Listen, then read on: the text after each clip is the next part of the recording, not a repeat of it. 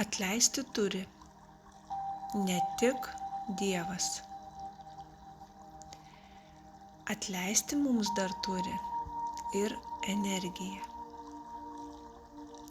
Žmonės, kurie mąsto ir mano, kad atleidžia tik Dievas ir viskas tuo pasibaigia, tai jie labai klysta. Be Dievo dar mums atleisti turi ir energetinis laukas. Ir tik tada, kai to žmogus nori nuoširdžiai ir kada nori keistis.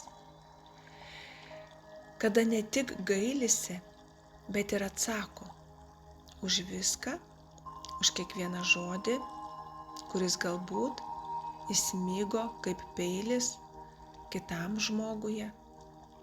Ir už kiekvieną kartą, kai sąmoningai skaudino ar melavo ar vedžiojo kitą žmogų tamsoje.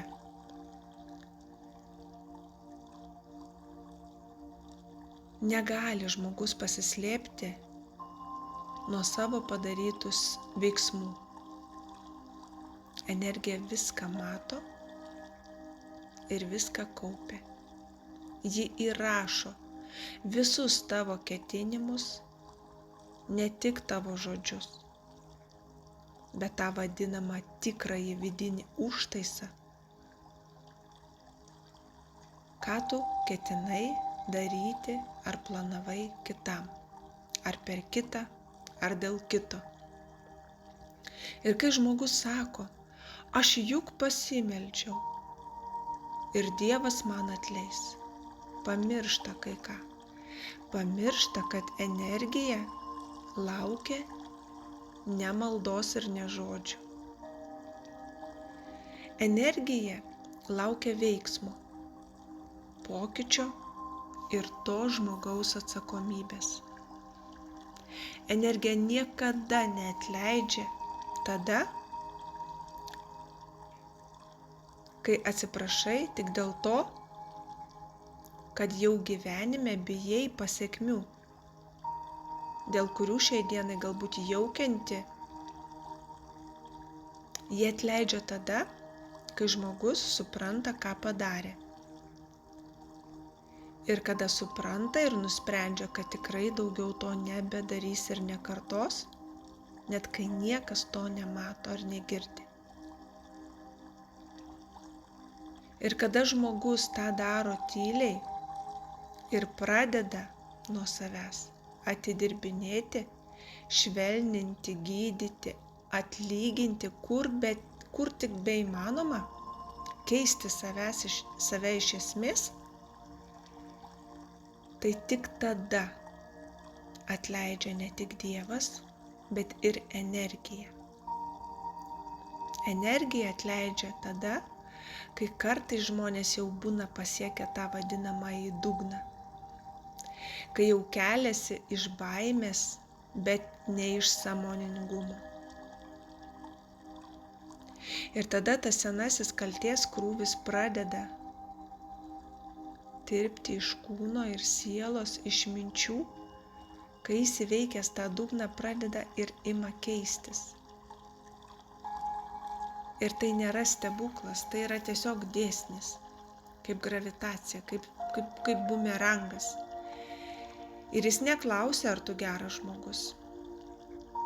Jis tiesiog grąžina ir grįžta su tuo, kad tu kažkada gyvenime pasiuntei. Ir nesvarbu, tai buvo mintimis, žodžiu ar jau net veiksmu. Todėl noriu atkreipti ir tai dėmesį, kad negalvotumėt ir nemanytumėt, kad jums užtenka ten nueiti į bažnyčią, paaukoti ten kelis eurus ir viskas jums buvo ir yra atleista. Ne ir dar kartą stiprus ne.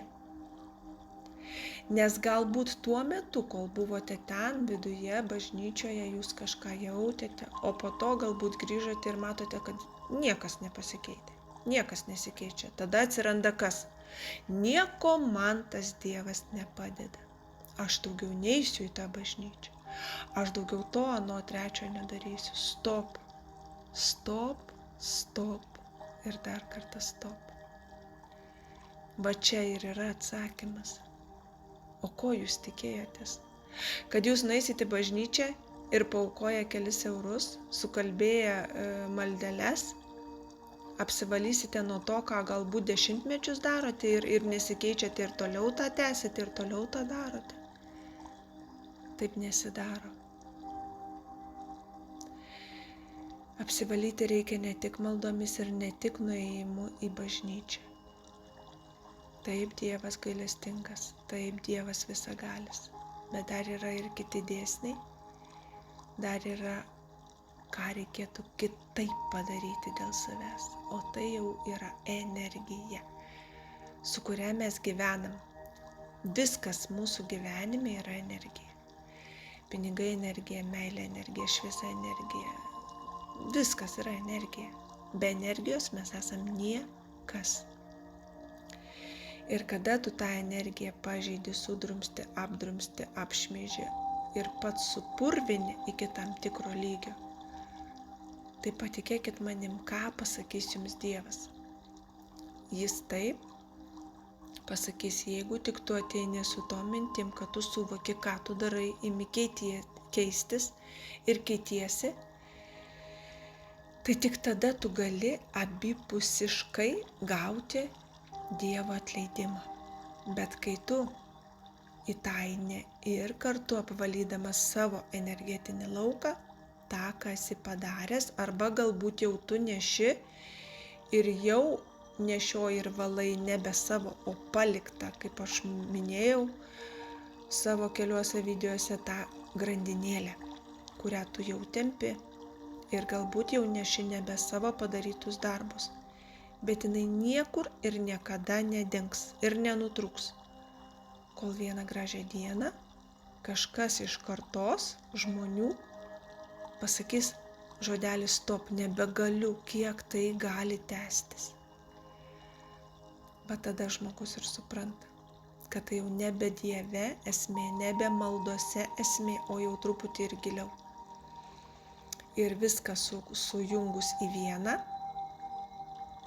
tikrai pradėkime nuo numeris 1, tai yra Dievas ir man jis yra mano gyvenime ir visame kame, ką aš darau, yra numeris 1 Dievas.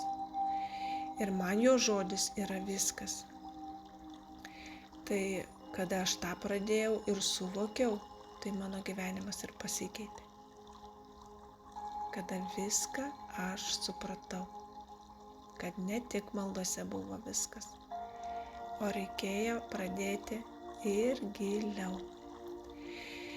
Todėl gyvenk taip, kad iš tavęs grįžtų šviesa. O jeigu buvo kitaip, tiesiog sustok. Imk keistis, nes viskas dar gali būti ir kitaip.